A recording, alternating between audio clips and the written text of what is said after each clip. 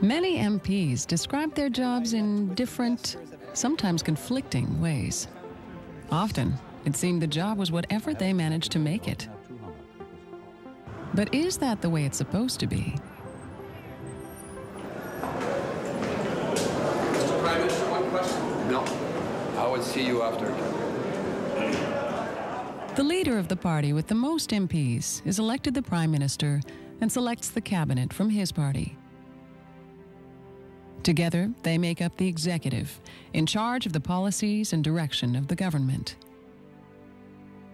The government consists of the hundreds of ministries, departments, and agencies, all created, or at least approved, by Parliament. Parliament is made up of the House of Commons and the Senate. Citizens elect members of Parliament, while the Prime Minister appoints senators whose powers are limited. When several scholars of Parliament were interviewed about how it works, they made clear distinctions between the executive, government, and Parliament. And I had also presented other bills in the Commons that would enable Canadians to connect with their government in a more enhanced democracy. Patrick Boyer, a longtime MP and author of many books on Canadian democracy, compared the theory with the reality of Canadian Parliament. I think a lot of Canadians misunderstand the role of a member of Parliament, including many MPs themselves, who sense that they are part of government. Parliament is not government. Parliament is a separate body. It is a legislature. It's our national legislature. And its role is to be involved in law-making, dealing with legislation, and holding the government to account on the issues of the day, if it chooses to. One of Canada's leading authorities on Parliament, Donald SAVOIE, further explained the relationship between government and MPs. The role of a member of Parliament is not to govern. The role of a member of Parliament is not to say we will spend money here or there. The proper role is to say to the government, you said that you would do this, you haven't done that. And the proper role of a member of Parliament in Parliament is to hold the government to account for its policies. The business of Parliament is supposedly to be able to contain and to control the administration and the governance of the nation. I simply have to report to you as a veteran of our House of Commons that what goes on in Parliament is not what we're teaching the children in civics courses. The gap between the theory of our system of parliamentary government and its actual practice is so wide as to constitute a credibility gulf. In all honesty, I have to submit and I have to admit that the system is failing a bit. And I think that Parliament, in many instances, is no longer holding ministers responsible or holding accountable.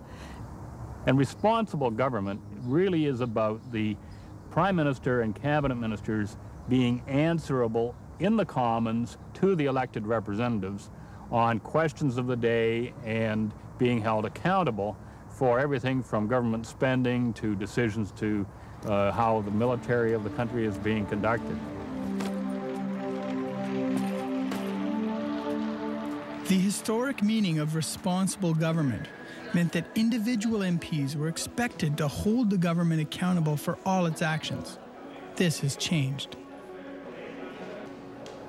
The power of a member of Parliament, of a single member of Parliament, has eroded considerably over the years. 30 years ago, you could get elected to the House of Commons and you could stand up, as the standing orders say, the Speaker will recognize the person who stands. Well, that's the way it used to be. You have all these members popping up like jackrabbits, popping up, and the Speaker would actually select somebody to ask a question. That's not the way it is today. For 35 years, the Parliamentary Centre has provided nonpartisan research on the activities of the House of Commons. Its founder and director was and is Peter DOBELL. We've heard a lot of people talk about a change since the late 60s to now in the role of the MP. Why do you think that change has happened? Until the 1950s, members of Parliament were the primary source of information on how the people in the region in which they lived thought about public issues. That was the way in which ministers found out. And for that reason, and also because there was less going on, they would normally attend most debates in the House, so that when a member was speaking, he felt that what he was saying, or she was saying, would be listened to and possibly have an influence. There's frustration on both sides of the House that goes back a long, long time, and really has to do with the fact that members of Parliament don't have the power as individual MPs, or collectively speaking, that their voters think they have and that their voters think they should have. Shouldn't that concern me, that my MP doesn't have any influence or little influence? Yes, but I think a number of people say, that's beyond me. I'll tell you, the people who it concerns more are members of Parliament themselves. I mean, it's embarrassing for many of them. They fight a campaign. They say, particularly the new ones, that they're going to Ottawa to change the system. That's what happened when the Reform Party came in. And they discovered that not only could they not change it, they've begun to conform with it.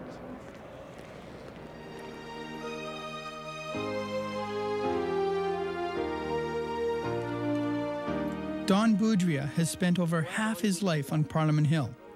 As a cabinet minister and the current leader of the Liberal government in the House of Commons, it's his job to see that the government's agenda is turned into legislation. People cannot say that MPs have less power now than they did. I believe that that is not correct. They might crave or want, that's a normal aspiration, more power. Everyone wants to be in cabinet, and so on. That's all okay. But it's not the same as saying that they have less power than they did, say, 10 years or 20 years ago. As a matter of fact, I would argue that MPs have a lot more influence now. Let's look at people who make that case. They are vested with power. So, of course, the status quo suits them fine. They're not going to challenge it. They've known the system. They work well with it. It serves them well. So why would they want to change it? Mr. Boudria, you mentioned that there is the ability for MPs to hold power, to maintain power, to exhibit power. Yep. How? Well, of course, MPs collectively can vote non-confidence in the government. And what that does is it turfs the rascals out. It defeats the government, causes an election. I've heard defenders of the current system say that the system's fine. All the backbench MP has to do is get up on his hind legs and vote the government down and hold them accountable. Is it really that simple? Which caucus, since 1867, government caucus, has stood up on its hind leg and say, government down? It doesn't happen. That's not the way it works. If the only way to hold government accountable is to defeat it, then we haven't held any government accountable for a long, long time. John Diefenbaker's government in 1963, Pierre Trudeau's government in 1974, and Joe Clark's Progressive Conservative government in 1979 are the only recent governments to fall by a confidence vote in the House of Commons. But each of those governments had a minority of the members elected to Parliament. These defeats were not caused by defections from their own party, but by a combined opposition. Nays, contre, 133, 133. No majority government has ever been brought down by its own members of Parliament.